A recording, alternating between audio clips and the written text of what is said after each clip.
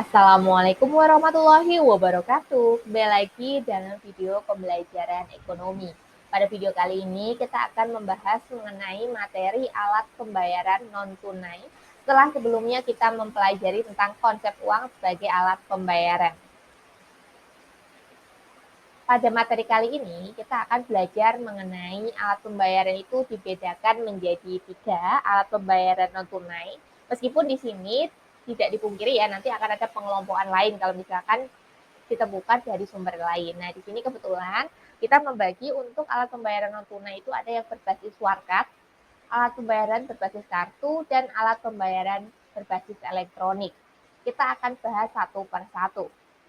Yang pertama dimulai dari alat pembayaran non tunai berbasis warkat atau surat berharga ya di sini. Dikelompokkan ada cek, billet giro, nota debit, dan nota kredit. Lalu apa sih beda dari masing-masing alat pembayaran tersebut? Nah, di sini kita masuk yang pertama itu cek. Cek adalah surat perintah untuk membayarkan sejumlah uang yang tertera dalam cek tersebut kepada pemegang cek tersebut. Nah, di sini bisa dilihat ya tampilan untuk dokumen atau bukti ceknya seperti apa. Kurang lebih seperti ini. Ini diambil dari website Bank Indonesia. Nah, setiap bank sendiri tentunya punya desain dari cek masing-masing, tetapi unsurnya pasti seperti ini. Nah, kurang lebihnya seperti ini. Nah, lanjutnya untuk cek sendiri itu dibedakan ya menjadi cek atas nama dan cek atas unjuk. Nah, untuk atas nama berarti dalam cek tersebut sudah tertera namanya siapa yang ditujukan. Jadi, cek tersebut hanya bisa dicairkan oleh nama yang tertera dalam cek tersebut. Kemudian untuk cek atas unjuk atau pembawa, nah di sini tidak ada nama terang. Jadi yang membawa cek tersebut bisa dicairkan. Lalu bagaimana kalau misalkan cek atas unjuk itu dibawa tetapi bukan pemiliknya? Apakah bank akan mencairkan? Silakan tulis jawabannya di kolom komentar. Lanjut, di sini untuk unsur cek sendiri ada nomor, ada nama, ada tanggal, tanda tangan, besar rupiahnya berapa, perintah dibayarkan kepada siapa, nama banknya apa, tempat pembayarannya. Nah, begitu tertera ya. Ini minimalisnya seperti ini unsur yang harus ada di dalam cek. Lalu, apabila cek tersebut mendapatkan kesalahan dalam penulisan, itu bisa dilakukan koreksi. Misalkan kesalahan dalam penulisan nanti langsung dicoret, tapi ada tanda tangan pembuat dari cek tersebut. Nah, jadi dipastikan. Kalau belajar akuntansi pasti untuk meminimalisir kesalahan bukan ditipek ya, tapi ada dicoret kemudian kasih tanda tangan. Itu membuktikan keabsahan gitu ya. Cek sendiri pun juga ada jangka waktunya ya, dari mulai diterbitkan, waktu penarikan hingga waktu kadaluarsa. Tujuannya apa sih? Biar tidak banyak cek yang kosong berkeliaran atau cek yang belum dicairkan berkeliaran, karena ini akan berdampak sekali dalam pencatatan perusahaan atau rekening seseorang. Dan misalkan sudah dibayarkan tapi belum ditarik sama yang punya, berarti kan saldonya masih mengendap di kita. Nah, itu akan membuat perhitungan atau pencatatannya lebih tidak sesuai gitu ya. Jadi ada jangkanya. Lanjutnya ada billet giro. Nah, di sini untuk billet giro sendiri itu bentuknya ya hampir sama kayak cek ya, tapi memang bedanya kalau cek itu bisa diuangkan secara tunai ataupun dipindah buku. Tapi kalau billet giro ini tidak bisa diuangkan secara tunai. Jadi bentuknya adalah pemindahan saldo dari yang tertera ini ke rekening yang dituju. Untuk syarat formatnya seperti ini ya, kurang lebih informasi yang harus tertera di billet gironya. Bisa dilihat ya, ada nama, kemudian juga ada nama bank, perintah kepada siapa, nominalnya, rekeningnya, kemudian nama bank penerimanya siapa. Nah ini, jadi di sini ada nama banknya, jadi tidak bisa diuangkan secara tunai. Ada tanda tangan juga. Oke, lanjut ya. Di sini sama seperti cek untuk billet giro sendiri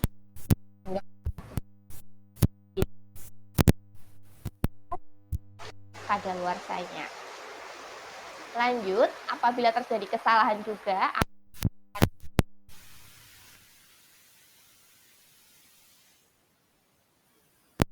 tanda. Nah, lalu bedanya secara umum di sini. Bedanya billet giro, meskipun sama-sama tapi beda ya mereka. Mekanisme pembayarannya. Kalau cek itu tunai atau kita di tidak bisa ditunaikan. Kemudian tegang waktu penunjukan. Nah, kurang lebih bisa dilihat ya, kalau cek itu 70 hari plus 6 bulan sejak tanggal penarikan.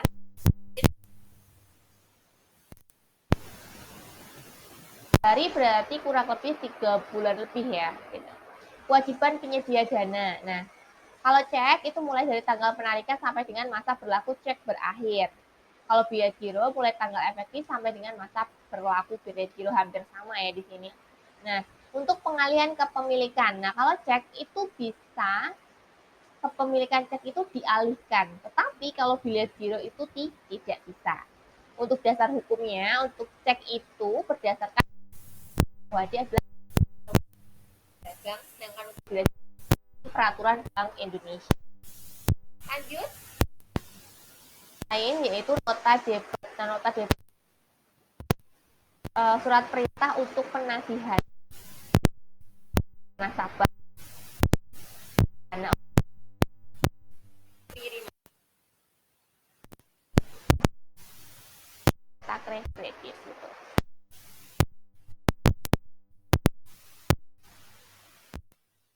Ya tadi. Nah, selanjutnya kita akan membahas bayar pada sistem pembayaran. Kita menyinggung yang namanya APMK, alat pembayaran menggunakan kartu. Ini hampir sama ya. Untuk kartu sendiri, ini dibedakan jadi ada kartu kredit, kartu debit dan ATM, dan ada e-money. Nah, untuk kartu debit sendiri, nah, debit itu bukan punya ingin memperlakukan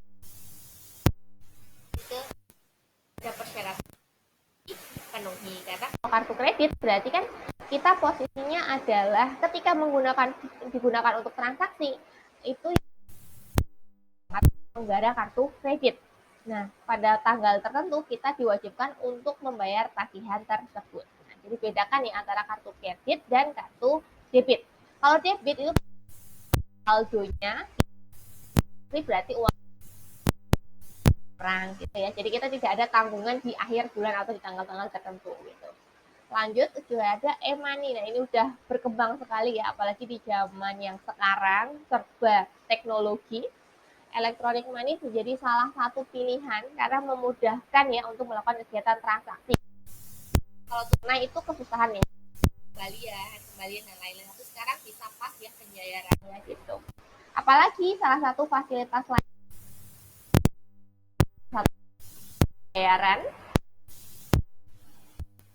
kris. Nah, ini ya.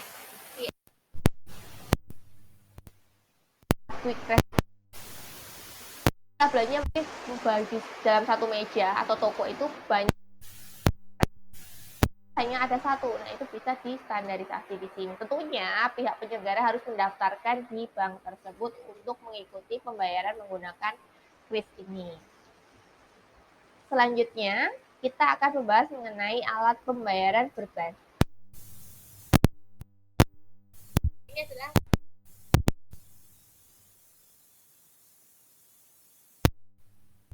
nah, di sini adalah Bank Indonesia Real Time Settlement.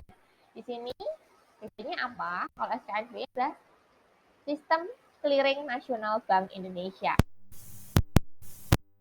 Untuk BIRTKS ini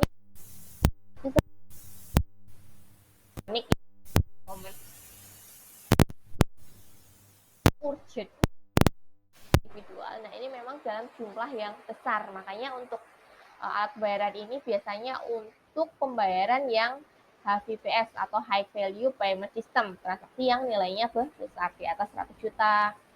Kemudian yang bersifatnya urgent dan segera gitu. Kemudian yang kedua ada SKNBI. Sistem Clearing Nasional Bank Indonesia adalah infrastruktur yang digunakan oleh Bank Indonesia dalam penyelenggaraan transfer dana atau clearing berjadwal untuk memproses data keuangan elektronik pada layanan transfer dana, clearing warkat, layanan pembayaran reguler, dan penagihan. Jadi sistem pengiriman bisa dilakukan secara clearing. Jadi antar bank itu juga bisa. Misalkan nasabah A ingin menagihkan ke B melalui banknya itu juga bisa.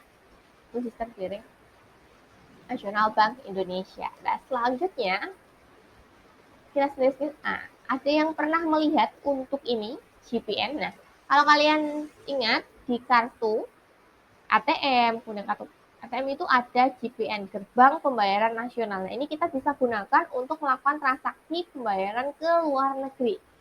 Dengan cara apa? Bagaimana caranya ya? Silakan dikonsultasikan dengan customer terdekat untuk pengarahannya. Karena bisa kita gunakan selama ada logo GPN ini.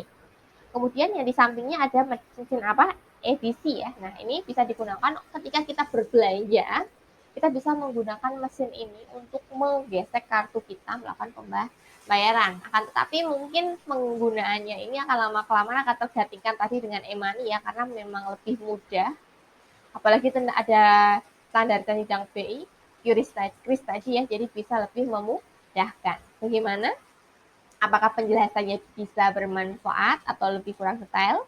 Nah, mungkin bagi kalian yang ingin sharing mengenai pengalaman penggunaan alat pembayaran non-tunai, bisa sharing di kolom komentar mengenai pengalaman jenis alat pembayaran apa yang digunakan, kemudian transaksi apa yang dilakukan, kemudian apakah ada kendala, kemudian alasan untuk memilih menggunakan alat tersebut kenapa. Nah, itu bisa kalian sharing di bawah untuk menceritakan pengalaman, tidak ada salahnya. Meskipun kita berbeda-beda, tapi kita bisa saling berbagi informasi, sehingga kita bisa saling belajar mengenai pengalaman dari orang lain. Karena belajar bisa belajar dari mana saja ya, gitu. Itu penjelasan mengenai alat pembayaran non-tunai. Ketemu lagi pada materi selanjutnya yang akan kita bahas mengenai topik yang menarik dalam pembelajaran ekonomi. Sekian, wassalamualaikum warahmatullahi wabarakatuh.